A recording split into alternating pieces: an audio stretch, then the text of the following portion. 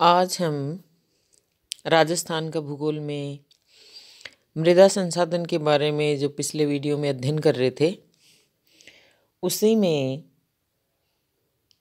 मृदा संसाधन के अंतर्गत ही अपन आज मिट्टी अपरदन के बारे में अध्ययन करेंगे। मिट्टी अपरदन प्राकृतिक तथा मानव शक्तियों द्वारा किसी प्रदेश के मिट्टी आवरण को नष्ट करने की प्रक्रिया को मृदा अपरदन कहते हैं। और मिट्टी अपरदन को रेंगती हुई मृत्यु की संज्ञा दी जाती है। ये जो मिट्टी अपरदन होता है, इसमें सबसे ज़्यादा महत्वपूर्ण भूमिका प्रवाहित जल तथा वायु की होती है। अन्य कारक भी होते हैं जिनमें मानवीय क्रियाकलाप से भी मिट्टी का अपरदन होता है।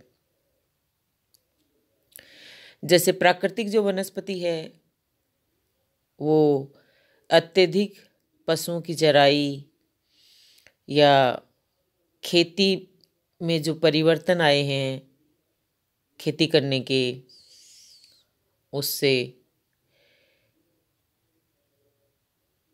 जल द्वारा मिट्टी अपरदन क्षेत्र में चंबल की उत्खात स्थलाकृति, जिसे बैडलैंड टोपोग्राफी बोला जाता है, वाला क्षेत्र है। इसके अलावा वायु अपरदन में राज्य का उत्तरी पश्चिमी भाग मुख्य है। यहाँ धरातलीय आवरण जो है वो इतना विरल है कि प्रवाहित जल आसानी से धरातल पर मिट्टी काट कर गहरे खड्डे बना देता है और वायु बिना किसी रुकावट के मिट्टी की ऊपरी सतह को उड़ा लेती है। कुछ मानवीय क्रियाएं, जैसे पहले भी अपन ने बात की, अति चराई है, गहन कृषि है, जो आदि हैं, वो मृदा अपरदन को और अधिक गंभीर बनाती हैं। ये पारिस्थितिकी तंत्र को अत्यधिक क्षतिग्रस्त करके मरुस्थलीकरण की प्रक्रिया को प्रोत्साहित करते हैं। और ये जो अपरदन होता है, इससे केवल भूमि का ही, मतलब कि मृदा अपरदन हुई, उससे भूमि पे ही प्रभाव पड़ा, ऐसा नहीं है। क्योंकि इसका जो प्रभाव होता है वो भूमि की उर्वरा शक्ति पे होता है, और भूमि उर्वरता शक्ति कम होने से भूमि की पैदावार क्षीण हो जाती है, जिससे भूमि की उर्वरा शक्ति जब कम हो जाएगी तो वहाँ किसी भी प्रकार की वनस्पति का पैदा होना असंभव हो जाता है।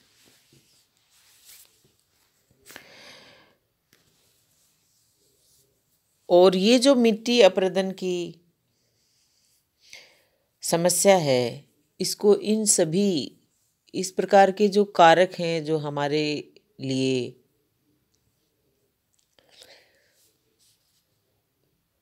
पारिस्थितिकी तंत्र को नष्ट करके मरुस्थलीकरण की प्रक्रिया को प्रोत्साहित करते हैं, तो अपन ने जैसे शुरू में ही बात की थी कि रेंगती हुई मृत्यु, इसको इसी कारण से कहा जाता है। अब आता है टाइप्स ऑफ सॉइल इरोजन। मिट्टी का जो इरोजन है वो कई प्रकार से होता है।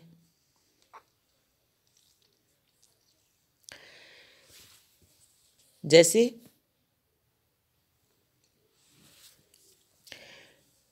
कहीं पर मिट्टी का ऊपरी अपक्षरण होता है, सोइल इरोजन जो इरोजन होता है, तो कहीं पर गहरी नलिकाएं बनके खड्डे के रूप में अपरदन होता है। सब स्थानों पे एक समान नहीं होता, क्योंकि मिट्टी के गुण, भूमि का ढाल, वर्षा की मात्रा, कोमल या कठोर मिट्टी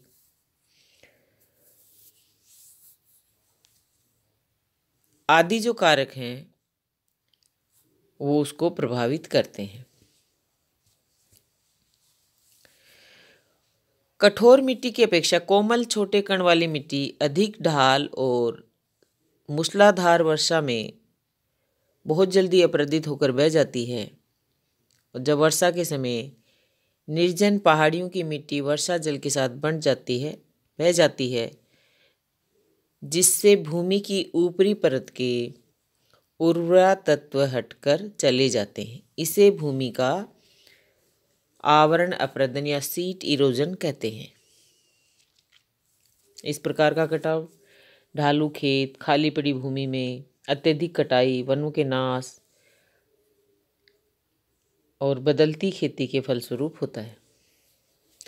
और ये जो सीट इरोजन है, ये राजस्थान में मुख्यतः सिरोही, उदयपुर, अलवर, डूंगरपुर आदि जिलों में मिलता है।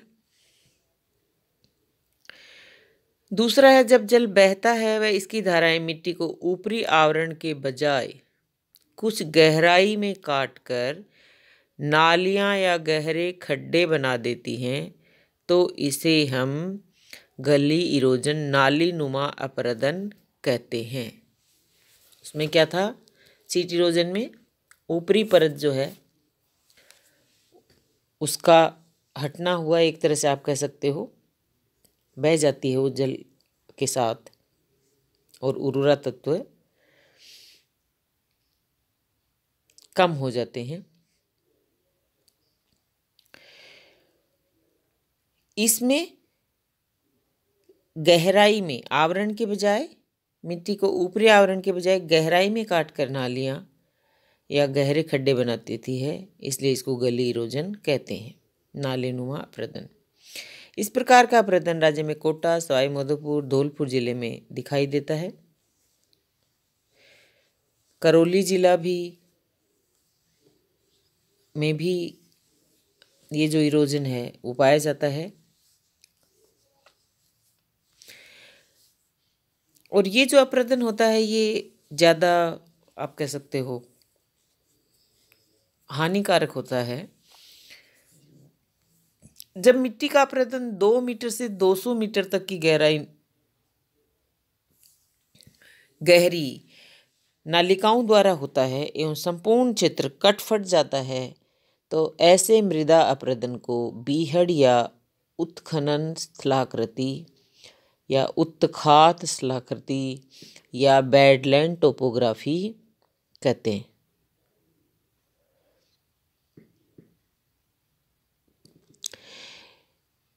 ये अपरदन चंबल नदी में मुख्यतः इनके जो नदी क्षेत्र है उसमें पाया जाता है। शुष्क प्रदेश में वायु एवं बालूकण मिलकर भूमि के सशक्त माध्यम बन जाते हैं। इसके द्वारा मिट्टी एक स्थान से हटकर या हटाकर दूसरे स्थान पर ले जाकर बिछा दी जाती है, इसे वायु द्वारा अपरदन कहते हैं। और राजस्थान के पश्चिमी शुष्क मैदान के प्राय सभी क्षेत्र इस प्रकार के अपरदन से प्रभावित हैं।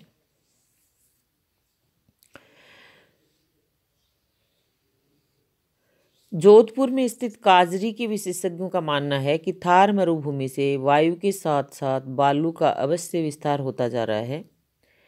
इसका जो मुख्य कारण है अरावली क्षेत्र से वनों का तेजी से नाश होना है, जबकि वास्तविक मरुभूमि या थार मरुस्थल की जलवायु दशाओं या शुष्क जलवायु के क्षेत्र में तो वृद्धि नहीं हुई है।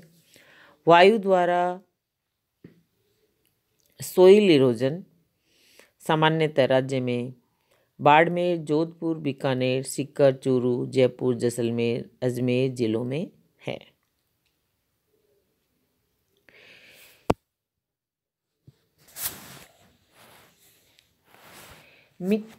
मिट्टी के अपरदन के जो कारण हैं उनमें अपन सबसे पहला तो क्या बता सकते हैं,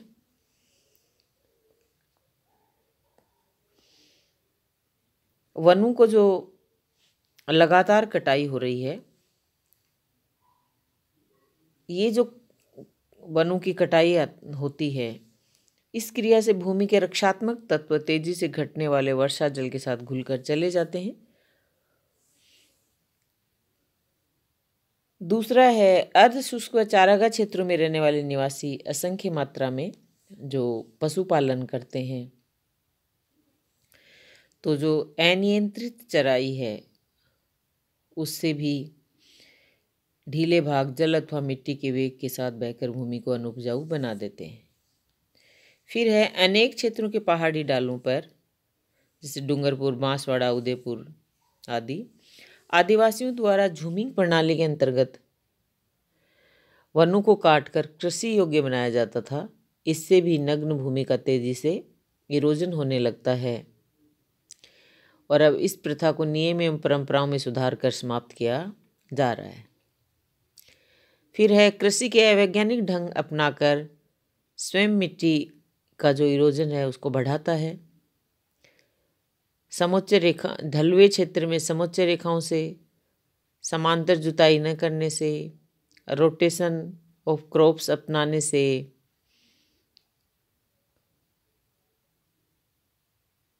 मतलब सही रोटेशन ऑफ क्रॉप्स नहीं है, दोष मुक्त फसल चक्र अपनाने से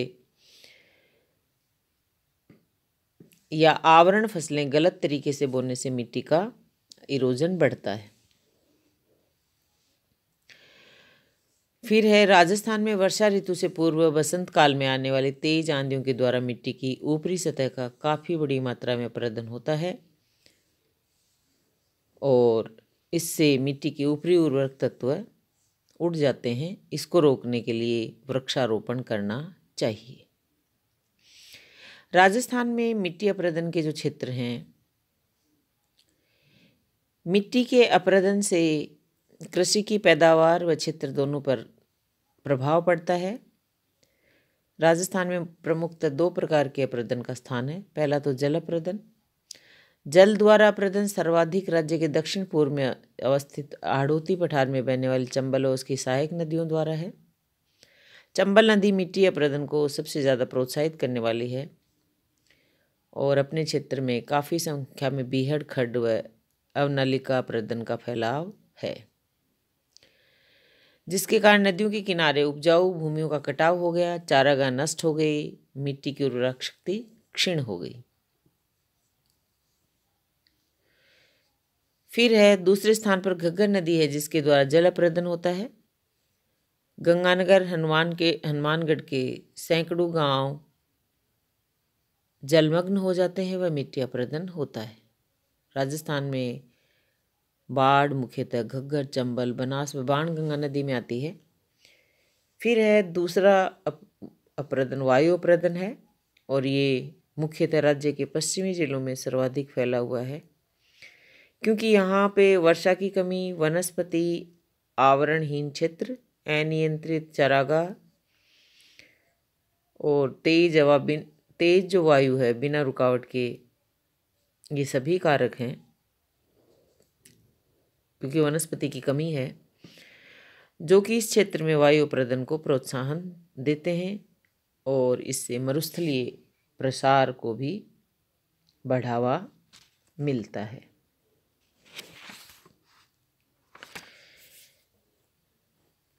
ये था आपका सोइल इरोजन और आगे का इसकी कंटिन्यूटी बनाते हुए नेक्स्ट वीडियो में और आगे अपन अध्ययन करेंगे।